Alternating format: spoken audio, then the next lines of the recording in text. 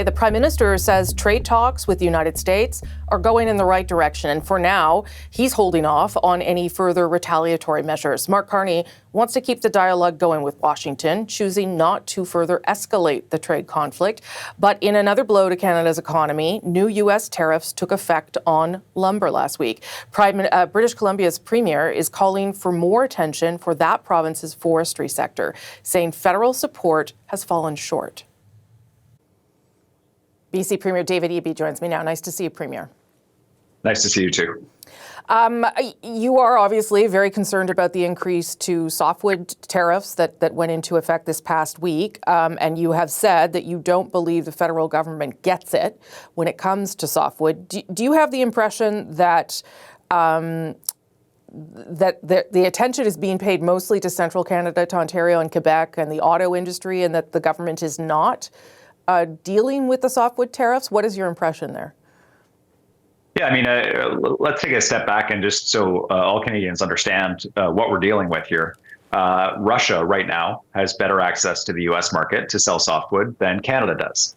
And I don't think any of us expected to be in that situation. This is one of the country's biggest industries.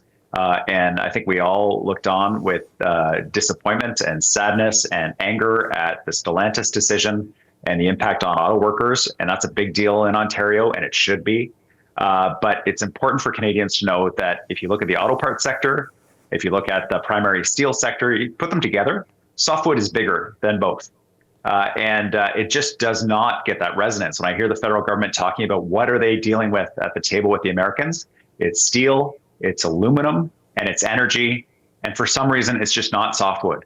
And there's an opportunity here for a shared win. It's got to be at the table. We can't send aluminum to the Americans and not say we have to fix the softwood issue too. But auto is also not on the table right now. The deal that they're trying to seek is on, as you said, steel, aluminum, and energy.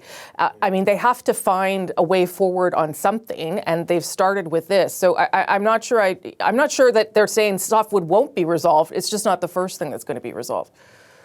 No, and I guess, when we look at $500 million in immediate support for steel plants in Ontario, emergency cabinet meeting about the Stellantis decision, and yet there's 10,000 jobs in British Columbia in the softwood lumber sector. And we're just not seeing that kind of anxiety and energy going into it. And there should be high anxiety and energy. This is a major sector. There are huge knock-on effects across the country, including in Ontario, when softwood's not working. And we need that level of attention, including for the money to flow from the $1.2 billion that the Prime Minister committed to the sector. Okay, well, that's what I was going to say. They have put that in the window, the $1.2 billion. The industry minister says it will flow soon. What have you been told about why it hasn't and where it's at? Well, we celebrated the announcement, and I think that at the time, a real reflection of a shift that I think is happening. Actually, I don't want to be entirely critical under the Carney administration. I think they are looking west more often, but it's so easy to drift back into focus on central Canada.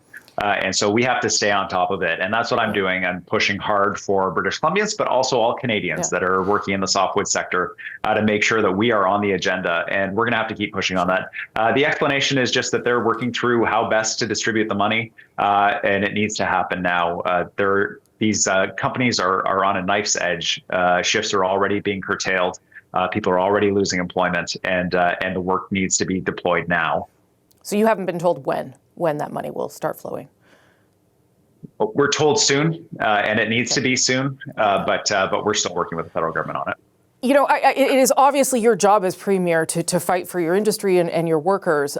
I wonder, though, whether you are concerned with presenting sort of a divided front right now at a time when there are negotiations happening, not on the sector that you're talking about, but there are negotiations happening. And it does seem as though the divisions across the country could be creating problems at the negotiating table, whether it's with the United States or with China, as they try and deal with that as well. You know, we're going to have to find that balance. I think that it's crucial that all premiers are on Team Canada. We're all pushing in the same direction. We're going to have disagreements about emphasis and tactics, and that's normal. But I've got to say, here in British Columbians are showing up for this fight. We are second in Canada for reducing our cross-border traffic. Second only to PEI. I don't know what that's about, but we're right behind PEI. And we're here for the fight because we understand what's on the line, which is our country's sovereignty. And we can have disagreements with other premiers about tactics and approach without losing track of the big project, which is ensuring this country can stand on its own 2 feet and growing our economy and diversifying markets. So what other levers do you have then? Certainly speaking out, but in terms of a retaliation that British Columbia could take itself, is there anything else that you're considering? Well, we're following the lead of the federal government on this, and supportive of that kind of united approach. We think that striking out on our own is not going to be the path forward, but we're maintaining the restrictions that we put in place. We're not putting American booze back on the shelves. We are deprioritizing and removing American companies from public procurement, focusing on Canadian companies and other reliable trading partners. And we're going to continue that until there's resolution of this issue with the Americans at the table. If there are other steps taken, there are other steps we can take in British Columbia. And we're happy to support the federal government because really they need us. They need what we produce. They need our lumber around cost-effective building material. Yeah. They need our germanium from the Teck smelter and Trail. And so let's talk about those things at the table. I do want to ask you about the Alberta pipeline push, because that continues. As you know, the Premier of Alberta wants to see something green-lit before the Grey Cup is the deadline she's given. The decision obviously comes from the Major Projects Unit and from the federal government. The Energy Minister said in a Senate hearing last week that the Alberta government needs to get the support of British Columbia and, of course, Indigenous communities in your province. Is that what has to happen here? Or have you spoken to the Alberta Premier about this project and what she's trying to do? I have. I had a call from the Alberta Premier briefly before she announced her communications task force. I guess I'm just deeply disappointed. I had thought we were on a certain path with Alberta. There's lots of work we can do together, including about access to tidewater for Alberta petroleum products. We have a publicly owned pipeline. There's a significant optimization project that could significantly expand throughput. We're not talking about that. Electrical intertie that could reduce emissions and reduce bills for Albertans. We're not talking about that. Expanding the hydrogen sector. We're not talking about that. Instead, what we're talking about is a non-existent project. There is no proponent. There is no route. There is nothing. But the Premier is launching a full attack on our social license with First Nations along the coast for tens of billions of dollars in real projects with proponents, environmental assessments that are complete or near complete, reaching final investment decision. The tanker ban to protect Canada's west coast, our pristine north coast, is the social license with First Nations to be able to deliver tens of billions of dollars in economic growth to the country in real projects. And so the fact that she's launching this culture war, an ideological war, and an entirely taxpayer-funded communication strategy that has no project behind it, that will require tens of billions of dollars in taxpayer money to construct because no company wants to do it, that's patently obvious, is deeply frustrating to me and totally counterproductive to where we need to be going. I mean, you sound pretty angry, Premier, frankly. Yeah, I guess, when you spend years, and we have spent years, working with First Nations, working with communities around major energy projects, low carbon projects, LNG projects, expanding the Port of Prince Rupert, bringing everyone together, trying to build a durable consensus about resource development in the Northwest, which is fragile. And then to have the Premier of Alberta roll out of bed and say, you know what, I think it would be cool to have a pipeline. I don't actually have any project, but I think that would be great. And BC needs to remove this tanker ban. That's a foundational piece to these major projects that are worth billions to the Canadian economy. Like, just advance your work. Show me a company that wants to build this thing, that will sign on, that will be involved, because it doesn't exist. And if you can't do that, then be frank. Say, this is going to be a project that's going to cost taxpayers $40 billion. And here's why we think that should happen, instead of using the tens of billions of dollars that we were already spent on the publicly owned pipeline that already exists. And here's how that compares with other projects across the country that could be done at similar expense or significantly cheaper. Let's have a frank conversation about it instead of pretending that there's some kind of block of a project that doesn't actually exist, because we have real projects we're trying to get done here. Okay, Premier, we'll leave it there. I appreciate your time today. Thank you. Yeah, you bet. Thanks for having me. The union representing forest industry workers says there's a growing crisis in the sector. It's decades long before the tariff threats by the Trump administration. According to Statistics Canada, over 30,000 forestry jobs have been lost since the turn of the century. Forestry, one of BC's biggest industries, has been hit hard with layoffs as mills close right across the province. More than 10,000 forest sector jobs have been lost in that province since 2001. Andy Rielly is the owner of Rielly Lumber and board chair of the Independent Wood Processors Association of British Columbia, and he joins me now. Nice to see you this morning. Nice to be here. Thank you. So softwood has been, I don't have to tell you, an irritant or a problem for the U.S. for a long time, and your company has been around for decades as well. What do you make of this latest attack by the Trump administration?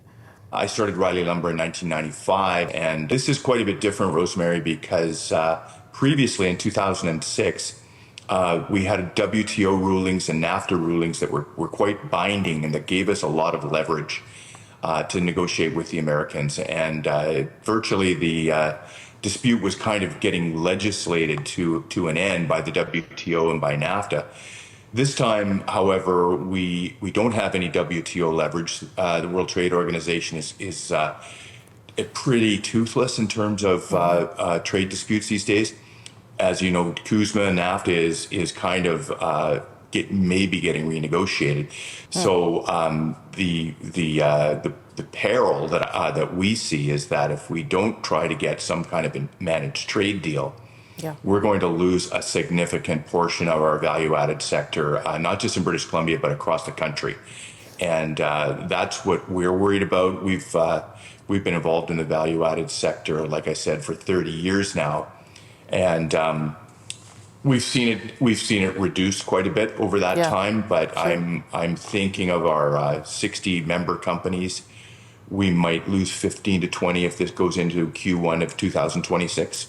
What does it mean for your company in particular? I mean, that sounds like a devastating impact on the industry, but for your mill's ability to stay operating.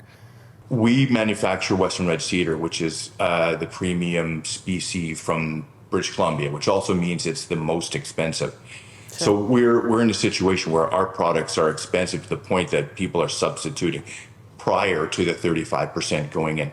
Now we're at 45%, and I will be honest with you that we are now selling products at the margin. We're not making any profit on it. In some cases, we're losing money on what we're selling now. Just to put things into perspective for your viewers, a company like ours, we paid $48,000 U.S. funds duty last week. So that was the 1 week bill for our small company. Wow. And we are concerned that our customers are going to be priced out of the market. And I just want to highlight that our customers in the States, they don't like this situation any more than we do. Many of our customers have based their business plan on buying British Columbia cedar and selling it throughout the market.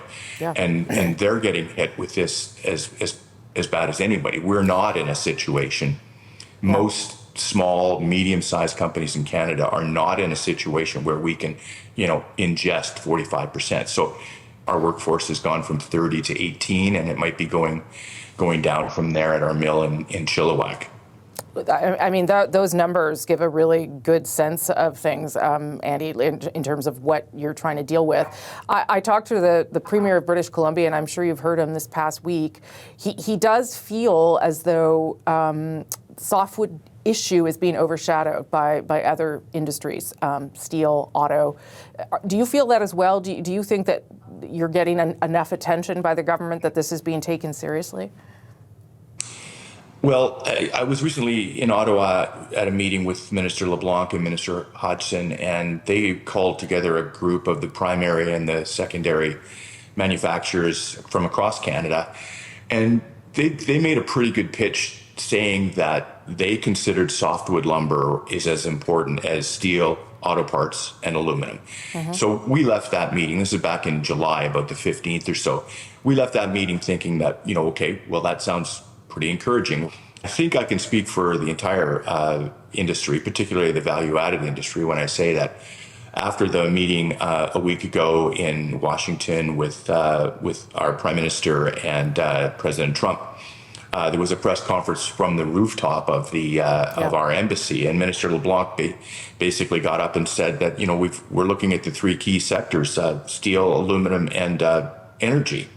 So we were all quite disappointed that softwood wasn't in that triumvirate as they had said that it would be. There's a lot of jobs that are involved, and I think Premier Eby is correct. It for softwood in British Columbia, it is as important to our economy as steel, aluminum in Quebec, steel and auto parts in Ontario. So it's a very serious situation because, Rosie, if we lose small, medium-sized companies, either the owners retire or they're not profitable anymore and they close, those companies aren't going to magically come back. Like, anybody that's left in our sector right now is pretty well financed, has been through a pandemic, we've been through strikes, we've been through housing crisis, so everybody's pretty war weathered. So when they go away, they're not magically going to all come back, and that's what I'm truly concerned about, because not only primary sawmilling in British Columbia, but the value-added sector is pretty important to the future of the forest business in British Columbia. Andy, I'm going to leave it there, but let's stay in touch. I'd like to see how things go, how your company gets through this, and if there's some relief. Thank you so much for making some time for us. We'll keep fighting. Thank you. When I hear the federal government talking about what are they dealing with at the table with the Americans, it's steel, it's aluminum, and it's energy. And for some reason, it's just not softwood. I've got canola producers, I've got pork producers who are facing real economic impacts right now, real hits to their bottom line. I get why Wob Canoe and Scott are saying, drop the tariffs. But I have to do the same thing, and I respect their sector. They ship about $4.9 billion to China on canola. Well, look at our auto sectors. Growing strains there in Team Canada as premiers push to defend their own interests, their own provinces. What challenges are emerging amongst them, and how much does pressure does it put on Canada's overall strategy? Let's bring in our Sunday Scrum. Aaron Wherry is a senior writer for the CBC Parliamentary Bureau. Tonda MacCharles is the Ottawa bureau chief for the Toronto Star. Gary Mason is a columnist for the Globe and Mail, and he's in Vancouver. Good to see everyone this Sunday morning. Thanks for making some time. Aaron, I'm going to start with you. How serious do you think these fractures or splinters are in the Team Canada approach? Is there a Team Canada anymore at all? I think it has the potential to become a serious problem, if it's not already a serious problem. Some of this is pretty understandable. Provinces have different interests, different constituencies they have to represent. Premier David Eby championing the forestry sector is perfectly understandable. Doug Ford championing the auto sector is perfectly understandable. The problem is when they're, sort of airing their concerns publicly, and when the disagreements are becoming public. I think the question has to be asked: how much harder does that make it for negotiators, both dealing with the United States and with China to a certain extent? And I think look, there's a responsibility on all leaders, I think, in a situation like this, to try to think of the collective good. But I think the question becomes, for the Prime Minister's office in particular, are you doing enough to keep everyone on the same page? Are you, trying to, keep everyone sort of up to speed, sharing information, and sort of minimizing these public disagreements? Because as understandable as it is that different leaders are going to have different interests, ultimately, if it makes it harder for Canada to hold the line against the United States, to hold the line against China, everyone's going to end up losing if there are real fractures in the approach. Yeah, I mean, I think Aaron's right there, Tonda. The division is normal. The behavior to defend your own industries is normal and expected. But is there enough being done to sort of keep everyone on the same page broadly as we face down the tariffs? I don't know. Maybe there's more that the PMO should be doing there. It's hard to really know. I found it interesting that a number of these statements from premiers came out not long after several of them, in Mr. Eby's case, Scott Moe also have come to Ottawa to meet directly with the Prime Minister and get updated on talks. We know that the Prime Minister met with Doug Ford after those comments that you just aired. But there's a criticism that we keep hearing from various stakeholders with a direct interest of their employees and their broader sectors in the talks that are going on with, for example, Canada and the U.S. And one assumes also between Canada and China that the Carney government holds its information very tightly. And so I get the sense that, contrary to the last government, when we did hear voices sort of conveying knowledge of what was going on at the table and where their interests were being represented, now you hear voices saying our interests are not being represented, or at least not that we know. And so what's going on there? It's more than a communications issue to, for example, to the media. It's a communications issue with the people who could also carry water for your arguments, if you will. Right. The auto sector could be backing up whatever the Carney government's stance is at the table. But even they, at times, appear to be out of the loop about exactly what's happening in Washington right now. And then, by extension, what that means for the talks with Beijing. Yeah. And Gary, I do also think that you'll hear from Premier Eby in the next hour, but I'm sure that it's true that people who are in the lumber industry do feel neglected, because we've been told that's not one of the issues that's being discussed right now at the table. Yeah, for sure. And I think what you're seeing among the premiers is that, the loudest voices often get, they get the action over the others. I mean, Danielle Smith's a very good example of her advocating, and I think Mark Carney has taken her seriously. So I think all the premiers are doing exactly the same thing. Now, having said that, I do have some sympathy for Carney and his team. I mean, they do not want to be leaking details of the negotiations. They don't want to be negotiating through the media. They want to look like a professional outfit. And I think it would look, for lack of a better word, it would look tacky if all of a sudden the Canadian side started springing leaks and just to make certain groups, constituency, feel better about their interests being looked at the table. I mean, it's a very, very difficult job that Carney has right now, because it's impossible to negotiate with Donald Trump, which is, trouble enough as it is. But then you're trying to deal with 10 premiers in 3 territories. I mean, you cannot do it all at the same time. You have to sort of understand what your priorities are going into these negotiations, and then do your best. And I think it's fair to say that, the auto industry in Ontario is a priority for a whole bunch of reasons. So I can kind of understand the vacuum a little bit, even though it's making a lot of people feel uncomfortable and allows other voices to chime up. So but I do understand it to some extent. I was reminded, Aaron, though, by someone who worked with the former Prime Minister, that when they were negotiating NAFTA, they worked really hard to keep people inside the tent, including the head of Unifor at the time, Jerry Dias, who also had a very big voice. And whether that meant they were getting details on the state of the negotiations, or whether that just meant they were getting, time, FaceTime and phone calls and that kind of stuff, I don't know. But I do wonder whether maybe the situation is different. Maybe it's not even comparable, but I do wonder whether there's something to that in terms of trying to keep people on your side, to Tonda's point, that they can also help you to get further along. Yeah, look, I think Gary's right that you can go too far in sort of being loose with information and telling people what's going on behind closed doors.